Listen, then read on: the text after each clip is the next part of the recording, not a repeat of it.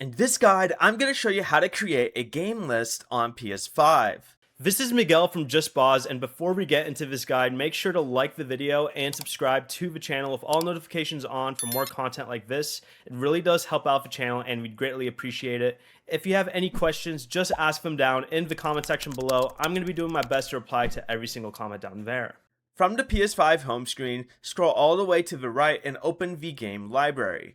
Then head over to and go to the little options on the left side and go to Create Game List. Select it, and then go ahead and choose the games that you want to add, and then press Add. Your new game list will now appear at the top of your Collection tab for quick access to those games.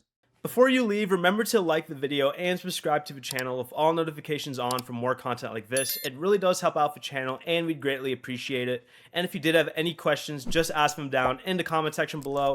I'm going to be doing my best to reply to every single comment down there. Peace.